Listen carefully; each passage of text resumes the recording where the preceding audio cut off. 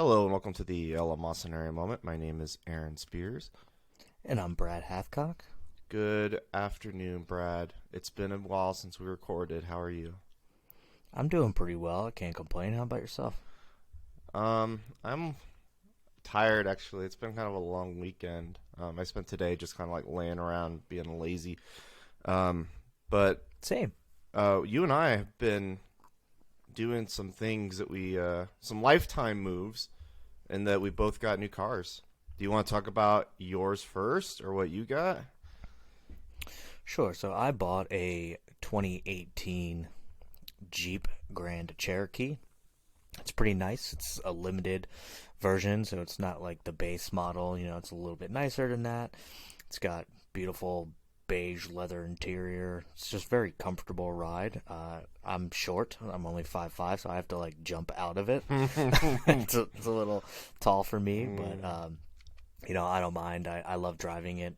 It's super comfortable. I mean, for me, this was a big upgrade from a Hyundai Elantra to, a Jeep. So it's a pretty big jump. And I went from a 2013 to a 2018. So it's not brand new, but it's new to me. And so far, I really enjoy driving it. I went and picked up a Porsche 718 Cayman. It's a little different. A little different. A little different. There's, I think, 2 or 3 variations of the 718. Mine's the base model. Like you, very comfortable. I am not used to the technology in modern vehicles because I drive 2 things that are like kind of analog. So getting into this thing, it's got like the little screen. It's got like the sport mode. It's got, I set my phone on it when I get in. It's got sensors on all the hatches, the boot, the bonnet. Just kind of touch the thing a couple times with the fob in your hand and it'll open. Little things like that. It's just also the fastest thing I've ever driven. So it's just been really like, I want to drive it everywhere, but I can't because it takes 93 octane. So it's kind of like, but it's awesome, and I'm like really grateful to have it, I guess I could say. But You're definitely in love with that car, for sure. I fell in love with it from the second I sat into it, and maybe that was fate because it just happened to be a 2019 vehicle with 12,000 miles, and the previous owner had passed away, and he only drove it to get it serviced. So it's just there on the lot, and I'm like, well, shit. Because when I went there, I only said, like, do you have Caymans? Because I was only looking at Caymans and Supras, and sure enough, they just had that one, and it just had a price drop. So I adopted it. It's one of my children now. I love it. And here we are. I think that would be the first time you ever said you loved a kid. That's possible, yeah. I love my dogs. I love my cars. And I love my video games. And anyway, speaking of video games, also I've been playing the Resident Evil 4 remake. We don't have to talk about that much, but just to say that a perfect video game got remade and is perfect still. Like, I think Resident Evil 4 is one of the pinnacles of gaming. It was like the first horror action game that pulled it off like that. It had the behind the shoulder camp perspective, and then just that whole game was just kind of this crazy like these different scenarios that weren't present in like video games at all. Like this little Napoleon guy was one of the villains, and there were like these Spanish speaking like farmers who like became zombified, and there's all these moments in that game where it was like Resident Evil took a whole departure, not just in the way that the action was presented, but also the way they told the story, and they never looked back after that. And then you go and play their remake, and it's like, damn, like they remade the game. Like it's very different, but it's still got all the bones in it, and it's just a really good game. So I have to ask you, do you feel like Resident Evil has kind of run its course? They've tried to do different things with the game, like, what was that, Raccoon City Police or whatever that you did, and that was like a different style of game. They tried to add multiplayer in with Resident Evil 5 and shit like that. Do you think they're just rehashing everything because they're kind of out of material? No, quite the opposite. This is their renaissance period over the past 7 years or so, because they've managed to strike the perfect balance as a company with Resident Evil, Biohazard. That was 7, where you're in the bayou and it's a first-person game, and it's one of the most like terrifying games ever created. And then they started remaking the older ones and putting like their engine on top of all those old games, and those ended up being perfect as well. And then you get the new Resident Evil Village, which is 8, and that game is awesome and different in so many ways. The characters are amazing in it, and it's just like a first-person shooter / puzzle horror game that just completely works. And it's got like all these different elements to it. It's got like the ultra horror, the action set piece. It's got the wackiness in it. And then this year it's Resident Evil 4 Remake, and they're just year after year after year they're delivering some of the best games they've ever put out as Capcom. And I don't know if that goes forever. You mentioned Resident Evil 5 having co-op. It was a great co-op game. It really was. And they haven't really done that in a while. So maybe there is a multiplayer future. You're right, though. Multiplayer in Resident Evil has under-delivered. But right now, I have to say this is the peak of Capcom, because they're doing not just this, but they're doing Monster Hunter, which I don't care for. I've never played. But, I mean, Capcom's putting out all these awesome Mega Man collections. Pardon me. And yeah, I just think other than Nintendo, they're like, they can't miss right now. So we'll see how Resident Evil in like 5 years is. It'll probably not be the same, but I mean, the Capcom system of games is pretty well out there. You know, they have a pretty big catalog, all different kinds of fighting games and stuff, which they're still releasing. There's a Street Fighter 6 this year, right? Which I'm so excited for. So Capcom's definitely still killing it, and it's just interesting that they're, you know, pushing these other fighting games and things. And is Capcom still doing the Resident Evils, like the 8s and Village or Biohazard and shit like that? Like, the first-person ones? Yeah. There's nothing announced right now, but their cycle's perfect now. Like, they've got it down to where they can do a remake, then a new one, then a remake, then a new one. I suspect they'll have a new one announced for next year, and then the next remake, who knows? That the one game that they've never remade is Resident Evil Code Veronica, and that game's hard to play now because it's just such a pain in the ass to play. It was on what, GameCube or Dreamcast? Yeah, and so now you could get it on everything to download it, but I've played it and it's almost unplayable. It's kind of a miserable experience, but they didn't remake 1. They didn't remake 0 yet. There's 5. There's 6. I guess they could go in any one of those directions. I think fans would like to see them remake maybe Veronica, because it's just never been done. They re-released 1. They did. With like updated graphics and stuff, and the controls were a little bit better. You know, it wasn't like as tanky as the original PlayStation controls. And it took a while to figure out that, like, don't shoot the zombies in the head, which was like the goal in the actual first one. It was basically shoot them in the legs and run around them to conserve ammo. So they did make it a little bit more difficult. But it wasn't, I don't think it was a full remake, kind of like 2 got, where they changed like some parts of the story and stuff, I think. I still haven't played them. I have them sitting around, but I haven't played them yet. They're just gorgeous games. And they don't compare to 4 either, so they remade those other 2, and that's fine. And 2 is a great remake. 3 is a bad game that they remade, in my opinion. I mean, it's better now, but it wasn't good when it came out. It's like I told you, like, I want to play these games. Like, I want to see the good graphics and everything, but being as cheap as I am, I have a 720, TV, and I want to play it in like 4K or like whatever the highest definition it has available.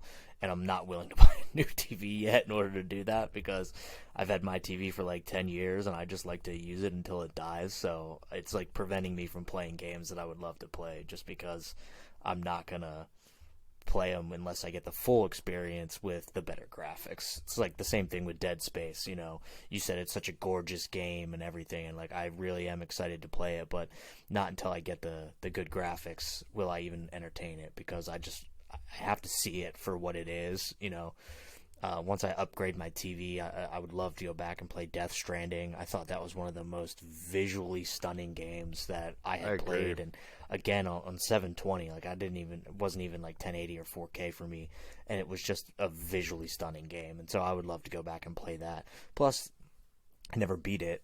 It took forever to get anywhere you wanted to go, but apparently they did an update that allows you to like fast travel to certain places, which is nice. Yeah, I got to the Conan O'Brien part of that game, and then I stopped playing it, but I agree it's beautiful.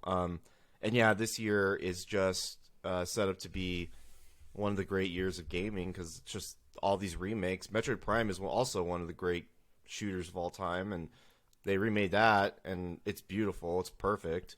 You've got Zelda coming up. You've got a new Spider-Man game on the PlayStation. You've got the new space game on the Xbox. Like there's just so much. So it's an exciting year. I don't want to talk about video games for the entire podcast though, so we should probably get me off the topic completely. Let's bring on the hate. Yeah, so this week... things that make you angry. So few things do, but this certainly does. They had the CEO of TikTok in a congressional hearing this week, and it went really poorly for him. And depending on who you are in the media and which, I guess, lobbying firm bought you off in Congress, you have a different interpretation of what happened.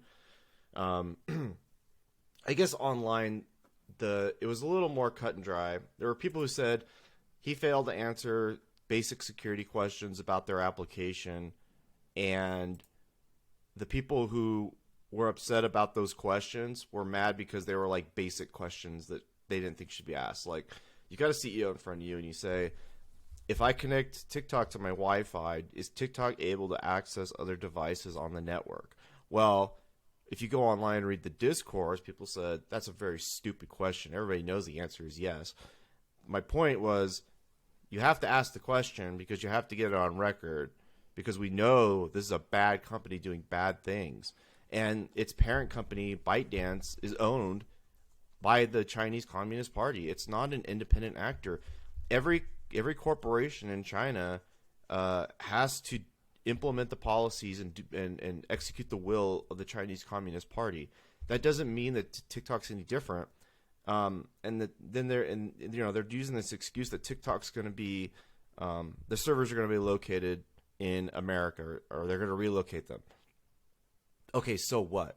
I mean, does that still mean that people that work at ByteDance have the ability to go check the DMs of somebody in TikTok and find out, can they scrape data? Can they get metadata? If you're a teenager and your father's in the military, your mother's in the military and has senior leadership, can they access data that might be sensitive? What about, all that, and then it's like TikTok is making a profit. Where's that profit going? If it's going to ByteDance, it's going to the Chinese Communist Party, which is currently in the middle of committing a genocide. It's currently in the middle of attempting to subvert and take over Taiwan. It's attempting to support Russia with military supplies. At least that was the last news. Now it's probably changed.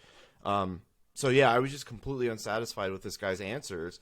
And I have two points. One is the security of the United States, and the other is the social contagion. I think it's really fucking with kids, which is there's a reason why China has a different version of TikTok in China. I don't know if people know this. There's two versions of it, one for the Chinese people and one for us. Ours is different, and that's not an accident. They don't want their people to have the same kinds of videos that we have here. So I don't know. What did you think? The whole thing is fucking stupid. Like, we all know TikTok's been spying on everybody. That's not even actually a secret anymore. They won't up front admit it, but like we know that that's happening. And of course, when you hook your phone to Wi-Fi and you use TikTok, it can scrape other data.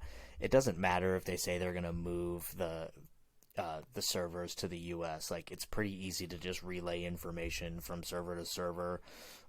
If you're letting them do their own server work, they can bring them to the U.S. and they'll just build in backdoors to the Chinese Communist Party. And it'd actually probably make things worse.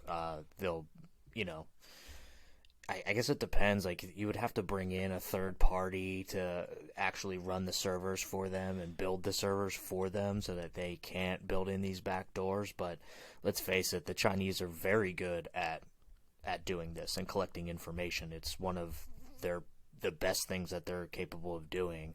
And we just see this administration be pretty lax when it comes to dealing with China. Weak. In this, like, yeah, absolutely weak. Not shooting down the balloon, just kind of like, you know, meandering on about it. But this is one thing that has bipartisan support from Republicans and Democrats, that this is a problem with TikTok and ByteDance and that they need to do something.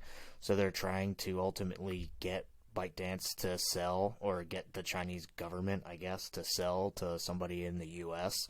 But then what happens? What are we going to do if they still have TikTok in China? We're just going to use it to spy on them. Ultimately, that's probably what's going to happen. Well, I don't care about. I mean, all China does is lie and steal sensitive information. I don't care what happens on their side right now. What I do care about, though, is like, you know, them using the excuse that Oracle is going to run the show, and it's like, it doesn't matter to me. Like, no, actually, no, I banned the fucking app. And the other thing that bothers me, and it's starting to become I don't know why this happens. It always does now, though. Because we're so divided politically, people go to their sides immediately. And as soon as Republicans were saying, this is a bad thing and we need to ban it, the Democrats, some of them, came out and said, no, why would we ban that? Don't ban that. They only picked it because it's the opposite position. And we have evidence.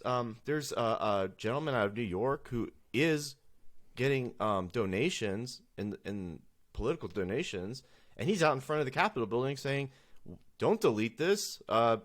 Maybe it's because the Republicans just ain't good at dance videos on TikTok. Maybe that's why they're upset. I mean, they never engage. Definitely. Yeah. It's part of it. And then they suck at making content. Alexandria Ocasio-Cortez made her first TikTok video today. And guess what? She's got a donation from somebody linked. One way or another, it always goes back to the Chinese Communist Party. So TikTok is lobbying people. They're taking out ads in the Washington Post. Washington Post tech reporters are then defending TikTok. It's all embarrassing for them. I have no control over any of that. But what I do have control over is the congressional legislation. Ban it, dude. You all need to ban it. You have bipartisan support to ban this. You asked the questions. He gave the wrong answers. Said, can China access the data? They said, well, not going forward. You know what that means? That means they have everything up to now, and maybe even now. So that's a bad answer. That means that now if you're 14 and you, let's say like you're 27 and you're running for Congress or something, or maybe you're running a company, the Chinese Communist Party could blackmail you because they have something you may have sent when you were 14 on their application. Nobody thinks about the long-term consequences of this quite like China. We don't do it here for sure. China plays the long game. They always have. They're doing it in Africa right now. The Belt and Road Initiative is effective, and they're basically saying, we'll build you roads in your country. Give us your metals. Give us your minerals. And it's right now, we're probably the weakest we've ever been on China. And this goes for the last administration, too, because it was all about the steel tariffs with Trump. His foreign policy was maybe his best part of his administration, a very failed administration. The trade policies were not. And China got away with a lot. And they continue to, because the Bidens have so many ties to the Chinese Communist Party. All you have to do is follow the money. It's an old phrase, but it's so true. you're like 6 degrees away from connecting the two because they all got money, and it's yet to be investigated because and many people would be shocked to even find that out because nobody in the media has any willingness to do any investigative reporting on this. So anytime the story comes out, it's like, that can't be true. Old Joe? Come on, man. And yeah, it's like, yeah, he's got ties to the Chinese Communist Party. And he's weak on China. I'm not saying he's deliberately doing it, but boy, it would be nice for all these people to get some spines, ban the app, and tell people, I'm sorry you're going to lose the vote of an 18-year-old. And I'm sorry your nurses and your teachers unions that are on strike right now in LAUSD don't have a platform to post their dancing videos. Go on Snapchat, Instagram, Facebook. You have many other options. They should just ban this thing now. I'm done talking about it. I'm good. I got it out of my system. It's just that we need it. I want it banned. I don't want it moved. I don't want the negotiations. I don't want to do business with a country that's committing a genocide. So call me crazy. Can you guys tell he's had this bottled up for a little while? It's infuriating. So it definitely is infuriating, and they just let people that testify before Congress get away with all kinds of bullshit, all kinds of lies. I mean, it happens constantly. I understand that you can plead the fifth basically and not incriminate yourself in any capacity, but they don't even do that. They just go, oh, I can't answer that or whatever. But it's incumbent upon Congress to force them to answer these questions, or we're not going to get anywhere. You know, they kind of talk in circles a little bit. I think this is a little bit different because everyone's kind of on board now, I think, with banning TikTok. But I don't think it's going to happen. I think they're going to come to some kind of agreement to allow TikTok to continue because you're going to piss off so many people in the United States by banning TikTok.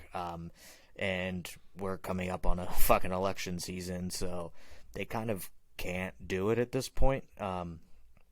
It'll be a talking point if it doesn't get pushed through. I think it'll definitely be a talking point for Republicans to say, oh, well, if we win more seats, like, you know, we'll ban TikTok and all that other shit. And, you know, like you said, and I said, they're not good at creating content. The best thing that they had going for them content creation wise was Alex Jones, and they fucked that up. So, I mean, let's face it. I think that they're going nowhere with this fast for right now. But it'll be a talking point for this election coming up. I think they will ban it. So I'll take the opposite bet on that. And I think that if they don't, they're going to have to answer the question, why are regular American citizens allowed to use this application, but you're not letting it on any government device in state and federal government? Why is it good for regular people, but not good for – what's the difference? And I think because the government doesn't care about regular people. They're already spying on you here in the U.S. So what do they care if the Chinese government does it? Well, as long as it's not on any government phones. I got that argument too. We've already seen Congress members like marry known Chinese spies. You know, that was a real thing. We are weak on China 100%, and you know, as much as you and I disagree about how things are like handled in Ukraine, I think we both do actually agree that we're super weak on China and that it is a problem. I mean, we let them run roughshod, but they own so much of our economy that they could probably tank our economy if they really wanted to. You know, I think in addition to banning TikTok, they need to ban the ability to sell your property to the Chinese government, because that's what's been happening. You know, they've been buying up all these farms near military bases and shit like that, and that needs to stop as well. It can't just constantly be letting them do whatever they want. I mean, Brad, if you tell any normal person that the Chinese are buying land around U.S. military bases, they would not have known it or heard about it. The media It sounds like a conspiracy theory. It does. It's ridiculous, but it's actually true. Yeah. Like, they've been buying up all this farm property forever. And what are they going to do with it? I don't know. I mean, they could probably hire some company to build some shit on there that, you know, is not good for us. Probably a fucking satellite or something. A radio. I don't know. I mean, who knows? But, you know, it's the same with the students. They send their children to U.S. universities. they get all the knowledge and then they pull out and go back to China. You know, like we send so much of our like national, I don't know what, everything but culture, I suppose, because they don't watch our And we movies give them anymore. fucking scholarships. Yeah. We give them scholarships to come here, learn, and then take everything they learned back to the Communist Party. Yeah, and you know, I would love to go back in time and tap Richard Nixon on the back and say, "Hey, man, I know what you're doing here, but you're gonna end up regretting this, and we all are, Right. and it's too late." Remember now. back in like the 50s and 60s, like everybody fucking hated communists, and it was a bad thing. Like if you were accused in your like in your community of being a communist, people would, or like any kind of communist sympathizer, people would like basically excommunicate you from the community and shit. And now we're just like, oh yes, you know, let's please be communist and let's help the communists, because that's ultimately what we're doing, is helping them spy more on Americans, which again the CIA was already doing in the first place. Yeah, I guess I'm just like, okay, well, this is just another in a long line, but eventually it's gonna. People are sober. People are gonna have to step up to the plate, take the political hit, and prepare for a world where we don't get cheap manufactured chips from Taiwan. So, okay. Speaking of issues on the global stage, you had a story you want to talk about. Yes, this story, I sent you this paper. It's a briefing paper called the WHO Pandemic Treaty and IHR Amendments. And I sent this to you, and I don't think you really read it. I kind of started digging deep into this because on the surface level of this, it's pretty fucking terrible. And I think that the people really need to know this is happening, because nobody's really going to tell you this. So this article comes actually from Us for Them, which is a UK-based organization. And this is why I like to look at many different sources that, you know, aren't American-based, because you're probably not going to hear this kind of shit here in America, but they're talking about this. And ultimately, what the WHO, or the World Health Organization, is attempting to do is pass a treaty and these amendments to ultimately take complete and utter power in the name of a pandemic, that they ultimately get to decide what is a pandemic, and that they can do multiple things. So one of the things, you know, I wanted to kind of like read a little bit about some of this stuff for you, and kind of like help, like let you make a decision on this. Where I stand is this is very, very bad. This article talks about it's very, very much violating world human rights, not even just like U.S. human rights or whatever, but like ultimately world human rights. So ultimately, this says the WHO is currently developing 2 international legal instruments which are intended to increase its authority in managing public health emergencies, including pandemics. So the first is amendments to the 2005 International Health Regulations, the IHR, and the second is a pandemic treaty. And a lot of what this is kind of going to do, like, so some of the things that are in here is that WHO ultimately wants to be empowered to issue like recommendations, updates, things like that, but they want power to ultimately do the following. One is mandate financial contributions to fund pandemic response activities. They want to require the surrender of intellectual property and technologies, mandate the manufacture and international sharing of vaccines and other health products capable of improving quality of life, override national safety approval processes for vaccines, gene-based therapies, medical devices, and diagnostics, require citizens to disclose their medical status, forcibly quarantine or prevent citizens from traveling, and medically examine, inject, or otherwise medicate citizens. Woo! They want all the fucking power. All of it. They want to force vaccination on you. They want to be able to quarantine you. And this is the WHO, which is unelected officials. They are appointed officials to the World Health Organization, and they ultimately want to subvert power from all governments in this treaty to basically force like a one world pandemic response, so that they issue all of the pandemic response and you have to follow their guidelines. You know what happened? You gave them a taste of what it was like during a pandemic to control the world, and they do not want to get rid of that power. They Correct. want it. So this is one of my biggest pet peeves in the current discourse. I'm going to overuse that word today. Is censorship. I'm reading the censorship part of this document you sent me.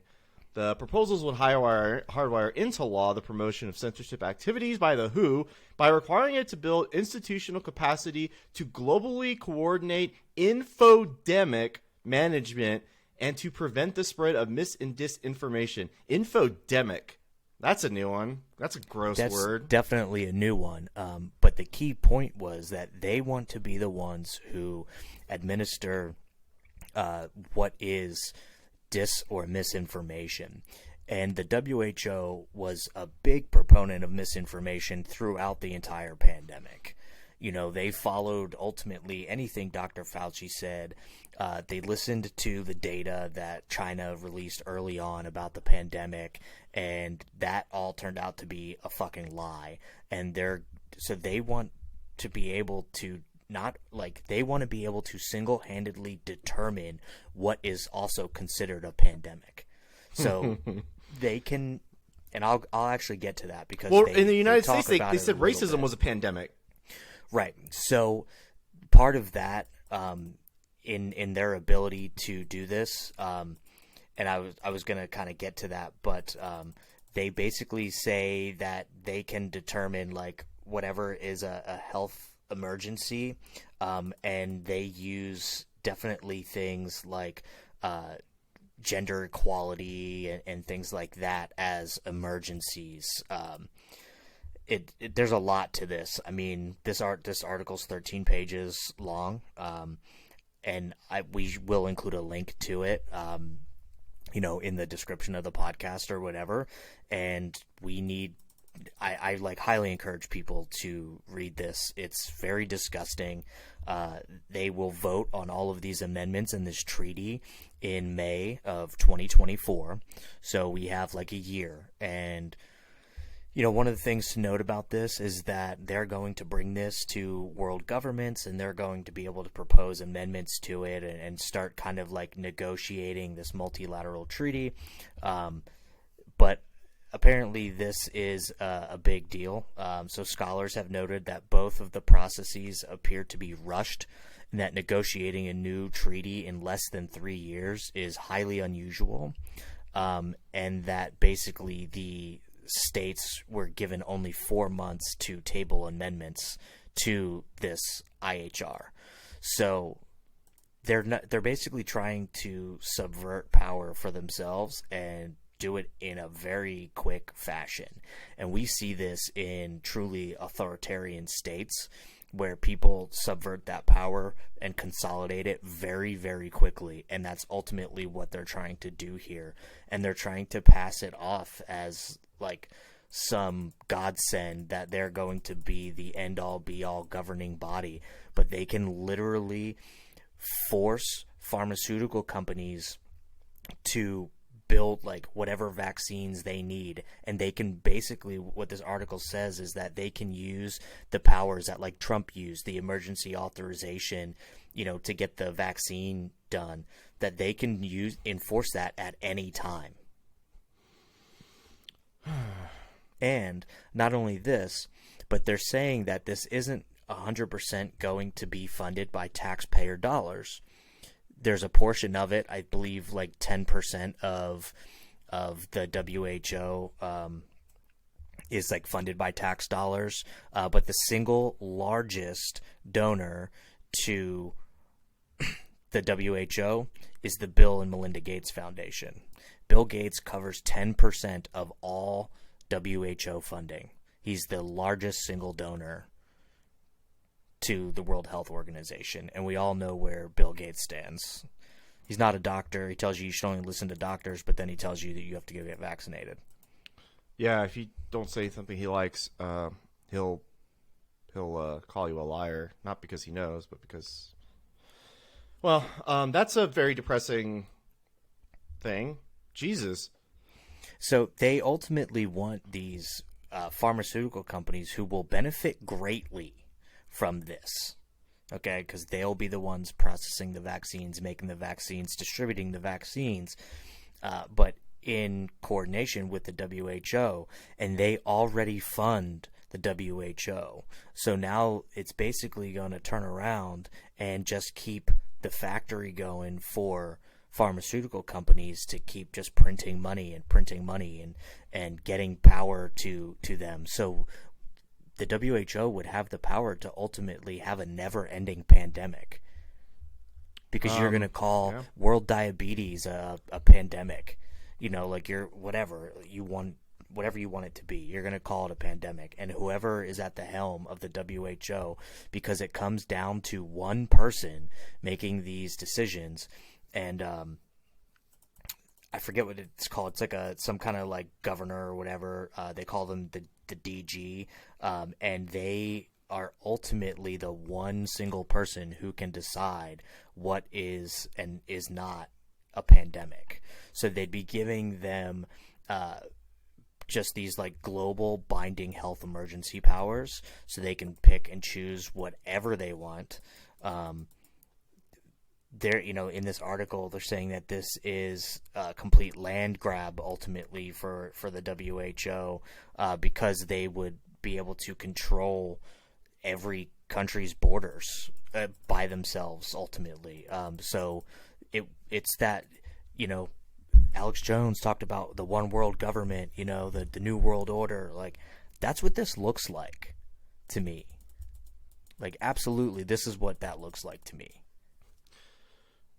Well, I mean, there's a lot of reasons why the United States is so special when it comes to stuff like this, and why it's so important to preserve freedom of speech, because we have 50 states, and those 50 states are able to independently push back on some of the stuff that you just described, like making a corporation do a thing.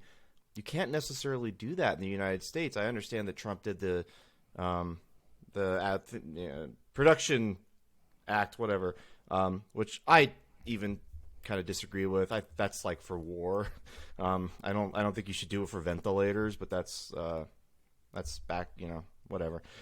Yeah, and so you've got freedom of speech here. And do you remember about a year ago, there was a World Economic Forum meeting, some shit. Yeah, and Brian Stelter. This is that. Like, this is that. Yeah, ultimately. so but worse. So Brian Stelter was interviewing that woman, and something she said, yeah, we have to control the information, we have to control everything like that, and soon that'll be coming to your country, to the United States too. And that was a huge thing online where people were like, fuck you. Like, no, it won't. By the way, you can't bring that kind of censorship to the United States. So it's nice that the United States is a firewall in some ways for this, and we do have a government with representatives. But the thing is that I don't believe in my heart that we have a government that would fight something like this. The Paris Accords is a perfect example. So ultimately they're trying to look at things like that. And the Paris Accords are a tragic mistake. Trump pulled out of it. In the sense that, right, he pulled out of it, but Biden says he's going to put us back into it. He could, but it might not last. It might not, but if you look at it, people still talk about the Paris Accords, and then they're going and saying, climate change is so bad that we have 5 years to fix it. It's always 5 more years, and that we probably are going to pass the 1.5 centigrade increase in temperature or whatever. And the Paris Accords have been in effect since 2015. So, but they weren't binding. Right. That's the problem. Is nothing is binding at all. But this would be. This would be a treaty signed by all of these states who, and by states I mean countries that make up like the World Health Organization. That all of these governments were all in on the COVID response. I mean, we saw lockdowns across the world. And one of the things that's really concerning here is if they pass these amendments. I'm going to read a little excerpt here.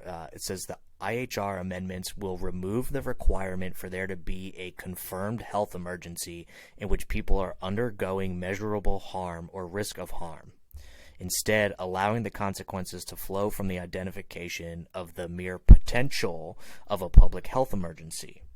The amendments will also remove the requirement for the impacted states, which means any country, to agree that an emergency has occurred. So they get the ultimate decision. So if something is plaguing, like say fucking Black Plague breaks out in the UK, they could be like, oh, yep, everybody has to lock down because of Black Plague. It's not even in the United States. It's not in Canada, but you have to lock down because that's what we say. It's a public health emergency. Well, I think this bodes poorly for much of the world.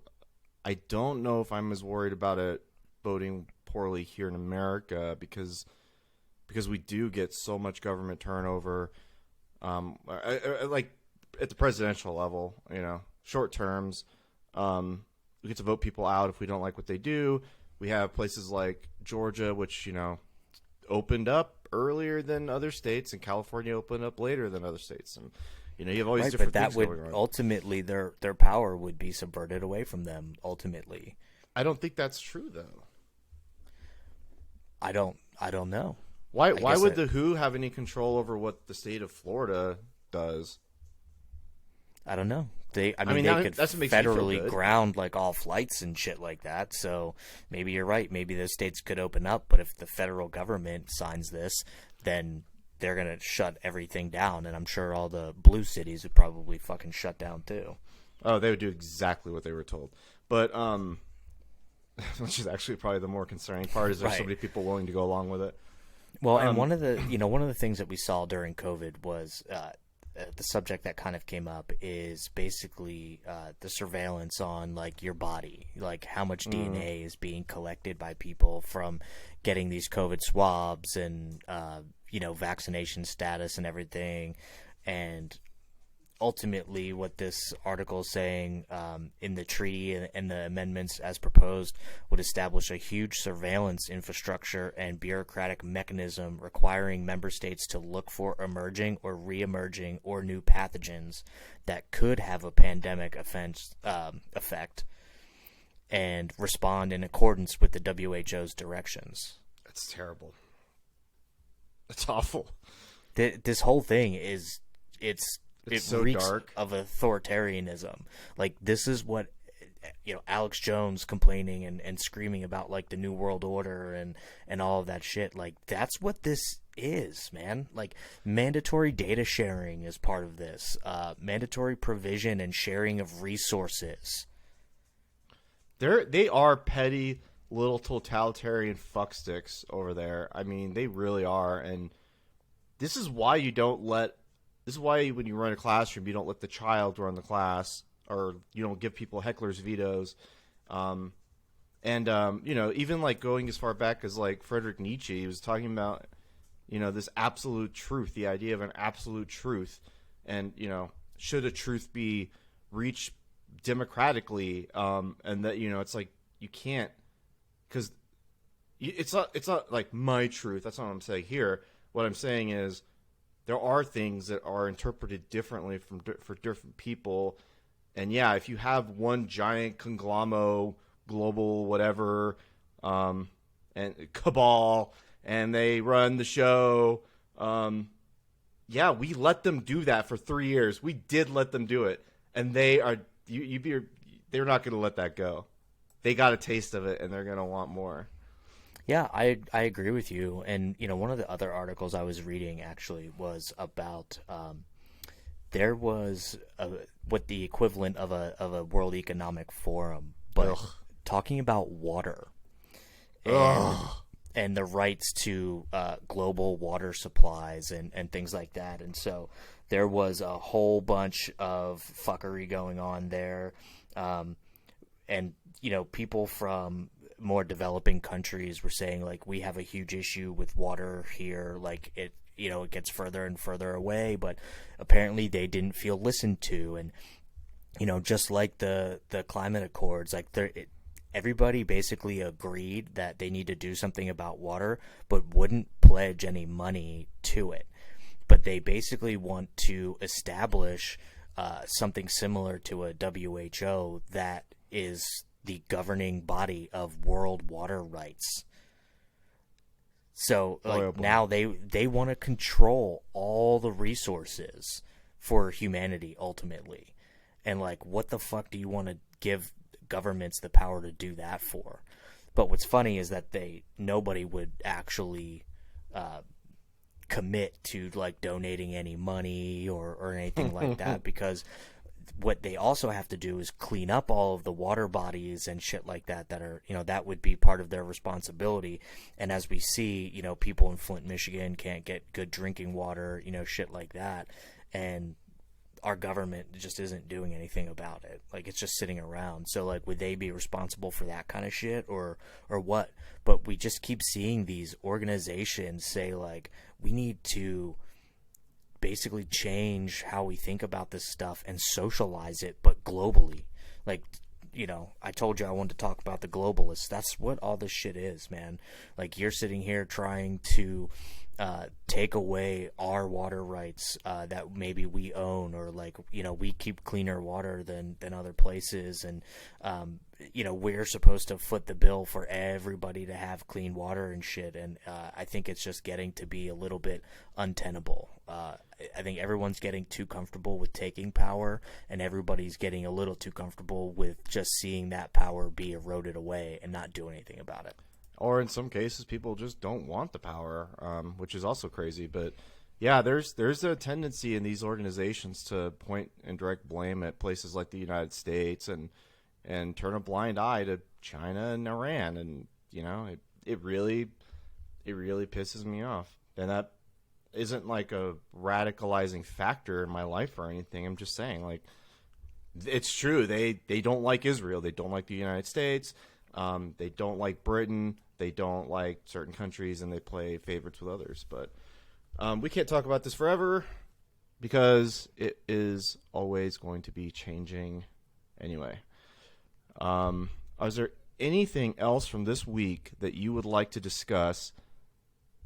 Maybe Alvin Bragg trying to charge Trump with the dumbest charge of all, and it's probably not going to happen, and Trump was freaking out. I mean, he's such a loser. He was like, oh, they're going to arrest me tomorrow and go fight in the streets for me. And well, they already canceled his grand jury, so, I mean, yeah, I think it's what's really going to happen? I mean, out of all the things you tried to charge him with, you're charging him with the worst possible charges that you could even muster up that probably won't stick. I really thought this whole Stormy Daniels thing was kind of done and over with. Like, remember, she had to pay his lawyer fees for like the defamation lawsuit or whatever. So I really thought all this was done, but I guess they're just keeping it going along. But what I find interesting is that they're trying to get him for improperly using campaign funds. Yet, you know, the whole Sam Bankman-Fried thing and his donations of dark money to Democrats and Republicans is basically going unnoticed.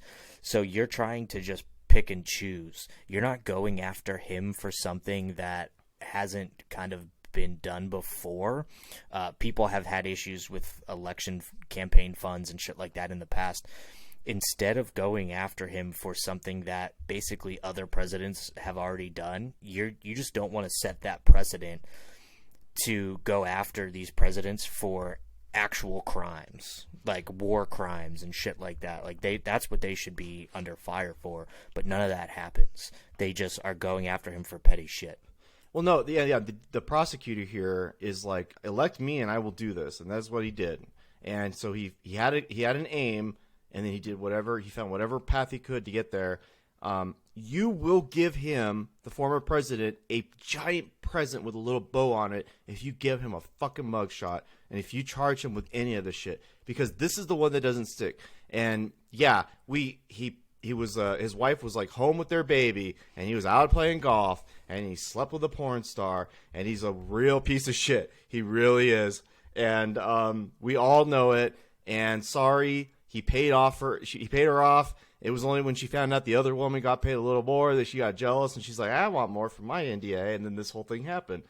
Yeah, he's a real piece of shit. We know it. Wait for Georgia to come out. Let Georgia work its way through, where he called them and said, find me the votes in Georgia. He called Brad Raffensperger. That's a real legitimate case. The documents, the top secret documents they found at Mar-a-Lago that he lied about and said he didn't have, and they moved him around. That's a real case. That's got legitimacy to it. Don't do this one. You'll blow the other two. You fucking Well, they idiot. can't go after him for the classified documents because then you have to go after Biden for the classified documents. They may do that. I don't know. Maybe they go, oh, Biden's the sitting president. Can't go after a sitting president, but you can go after the old one. I'm not saying it's a good thing. That's a bad precedent. But I'm saying that that's how they could do it. I agree with setting the precedent of indicting presidents, even sitting presidents, like whatever. I say fucking indict them. Why not? But I disagree. This goes back to even Nixon, where they basically just had him resign instead of going after him, and then tried to go after him after the fact. Like they're just, and then he was pardoned by Lyndon Johnson or something like that. Like no, Gerald Ford. Gerald Ford just completely like pardoned him. I would wonder if Biden would pardon Trump basically just to save face for himself and be like, yeah, like we just don't really want to set this precedent because I'm also a piece of shit and would get in trouble, and Obama should get in trouble, and like keep going and keep going. I mean, Bill Clinton got his dick sucked in the Oval Office and like nobody did anything about it, but I mean, there was hearings and shit, but well, he got impeached. He didn't, right? But he didn't get fucking indicted. Well, I'll say this: when Nixon was pardoned, Gerald Ford was trying to thread a very thin needle because the country was so at odds, and there was so much harm done by the Nixon administration, both in Vietnam and with just doing all the shit he did with Watergate. So Gerald Ford comes in. He wasn't elected because he was the third in line to succeed the presidency. Nixon resigned. Spiro Agnew resigned as the vice president. And then Gerald Ford gets in there. So Gerald Ford was already like, I don't even know if I want to be president. I'm kind of a dumbass. He was just the Speaker of the House. But sure enough, he pardoned him to kind of like bring everybody together. I don't know if that's comparable to this because not everybody hated Nixon, but a lot of people hate Trump more than they hate the idea of getting a former president, in trouble. So I don't know. But they hate him, but he also has such a base that loves him too. And, it's the ride or die base. Oh yeah, I mean they're all in on this motherfucker. So I guess I don't know. I think it's going to be interesting to see. I think this whole New York thing falls apart. And you're right. I think they maybe try to get him on the whole Georgia thing. I want him to get him on the Georgia thing. That pisses me off. Yeah, I mean, he said find the votes. Like, what does that mean? Like, it's pretty clear. There's 100% evidence there. Like, it's a recorded phone call, I think, right? Yeah. So the evidence is there to prosecute him for that. And quite frankly, they probably should have done that already because the evidence is pretty fucking strong that he said find the votes. Like, it's recorded. But there's just layers to the whole Stormy Daniels thing that like just reeks of it's a fake, trumped up charge. Pardon my pun, but that's just what we're seeing here is trumped up charges. That laugh track was a little bit on a delay. We're trying out a new platform, everybody, so bear with us. Well, yeah, and I want to point out that if your two like keystones in the whole thing are a former porn star who's an idiot who makes really bad financial decisions, and Michael Cohen, a scumbag lawyer who went to jail. Yeah, I don't think that's the strongest case you have. But New York's going to New York, I guess. I mean, that's why Alvin Bragg got elected. he got elected because he said, "I'm going to get Trump," and it's like, man, you're just some like small state dipshit. Like, what are you going to do? You know, what you're going to do is like ruin the other two cases, maybe, or erode faith in the institutions, which already happens because Trump opens his mouth every day on his social media platform anyway, and he had a rally, and people, I don't know, he's up in the polls, so this probably all benefits him somehow. I feel like he has to come through this one, especially because he's already declared that he's going to run for president again, and we all know he's probably going to win that primary, so I don't know, I feel like if they don't nail him with New York, which they likely won't, then they're just setting up for Trump, Biden too. And Biden will win because Trump can't win Georgia. Trump has never won Georgia. Trump called and said, "Where are the votes for Georgia? Can you find me the votes?" Everybody he's endorsed in Georgia has lost. He's never won a race or an endorsement in Georgia. And he can't win the presidency without it. That's it. So Biden wins again, I guess. Or DeSantis figures this out. And he is, because he walked back some of those Ukraine comments he made. And he's giving better answers. And there was the interview where he said, like, "I don't know what you do with a former porn star. Like, I don't know." And it was very flippant, and he didn't mention Trump by name, which gets under Trump's skin. And Trump is basically going on every day now in all caps ranting insane madness about DeSantis. So, I don't know. He hasn't declared yet, so I don't know. I don't know what to make of any of it. It's just is. I would be interested to see what the Republican side looks like outside of Trump and like Nikki Haley and I don't even who else. Vivek Ramaswamy. Didn't he like? He's a tech guy. Yes, didn't he like just like kind of? He wrote the book Woke Inc. Oh, okay, right.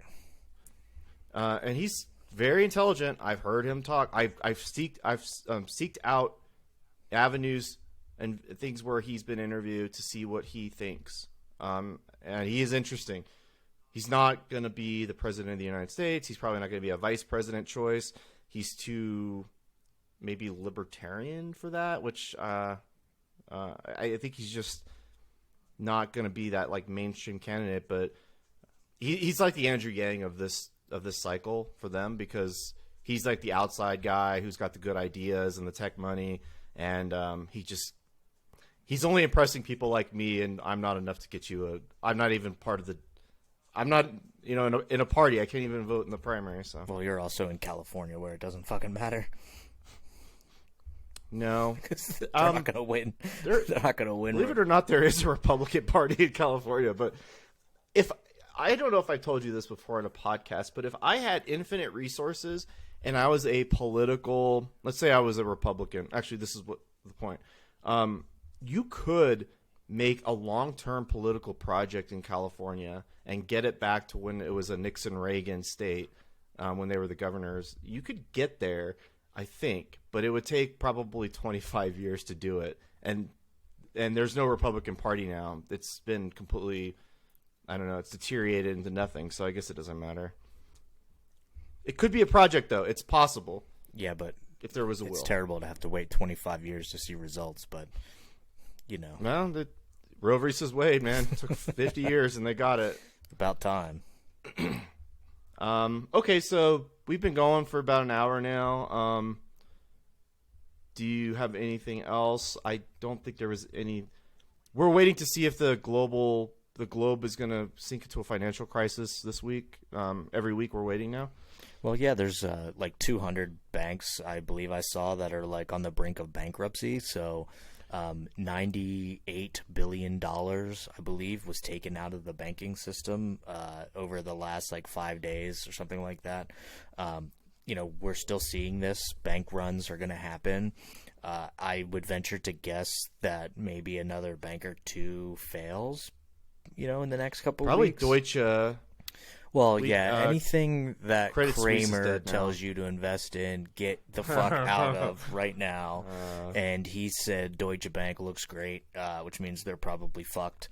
I think they probably are. Yeah. But you and I have said on this podcast for a while now that we are in for some really rough economic times for probably the next 5 years to a decade, I'm sure. And this is part of what we called. We talked about this. We've started to see the crypto collapse, which helped aid in the banking collapse for sure. All of these companies going under, not being able to have liquidity and pay their debts and things. So these banks are hurting because of that. And, the Fed says that they're going to bail out like all the banks, but then they're like, well, maybe not. Only the banks we choose. Like, it gets really fucked up. And I just don't understand where we can really go from here. Like, I feel like we have to see some more banking collapse so that we can kind of start to recover from it. But I think, as we've stated for a while, we're in for a pretty long road here and in like some bad financial times. Yeah, it's going to be painful because I think the Fed said this is the last time they're going to raise rates. So they're trying to protect the banking industry, but they're also not protecting citizens from inflation. And so inflation's not going to be solved. If inflation doesn't get solved, it's all bad. So I don't know. I wouldn't want to be them, because if it was me, and we talked about it last week, raise them fucking 5%, rip the Band-Aid off, kill the banks to die, whatever. Get it, just do it. Just raise it 12 points right off the grip. They don't have the balls to do it, and so it just makes long-term pain. That's all it does. Yeah, I mean, and whatever. The Fed has been saying, like, they're basically running out of room for a quote-unquote soft landing. And it's gone. No, you know what? I don't think that was ever going to happen. No. I think that was all bullshit from the beginning. It wasn't. I think it was the Fed's way to try to, like, placate Elizabeth Warren and those people that are like, we have tools. But she never says what fucking tools they have to, like, actually implement a soft landing for people. But let's make no mistake, just regular people like you and I hurt more from things like this than the rich elites that, run these banks. They'll go and get more jobs and make more money and they'll be okay. It's the everyday man that's going to really have pain from this, which is sad, but it needs to happen. Things have been getting a little too fucking cozy, in my opinion. It's been 15 years since the Great Recession, so I mean, we're due. It's not going to go to 16. Mm-mm. We're definitely due. Again, you and I have talked about this at length on the podcast, and that there's trouble brewing, and I think it's here. It's at our doorstep, and it's about to knock. And I think that's a big deal. We could feel that. I'm sure you can feel it. Everyone can feel it. That's why people are pulling their money out of these banks. They saw 2-3 bank collapses, and that's never good. We're going to see a huge consolidation of banking. We saw 30 banks, I think, give money to First Republic Bank to try and basically prop them up and save them. So that I'm sure the Fed had something to do with that. They probably said, we can't really be seen bailing out a bank right now. Please help out your fellow bank. And they did. And that's, they're ultimately probably going to use that later down the line for something else. And people are saying that it's a horrible thing that they had to bail this bank out, that the other bankers had to bail them out. But we're going to see this happen in huge, huge amounts of time. Like when First Republic starts to go under, somebody's going to try to acquire them, and instead of Elizabeth Warren going antitrust laws, they're just going to be like, okay, like just buy the bank, because then they don't have to bail them out. I mean, Elizabeth Warren I'll give her one thing, she's certainly great at identifying how the little people get fucked over by this stuff, but like you said, she never tells you how to fix it. She just points it out. Sure. Very unhelpful. Sure. Yeah, I mean, I don't think she really has a brain, at least when it comes to actually like making laws and things like that. I don't think she really has too many brain cells up there to help. But at least she does call this shit out. I think that the antitrust laws in this country are pretty shitty. I truly believe that we should have more competition. And you see big box stores, your Walmarts, your Targets and shit like that buy companies all the time. And, they just eat up market share and eat up market share. But the antitrust laws we have in this country are pretty lax. So they just allow that to happen, and the only thing I think I've ever agreed with her on is that we do need stronger antitrust laws. Sure, yeah.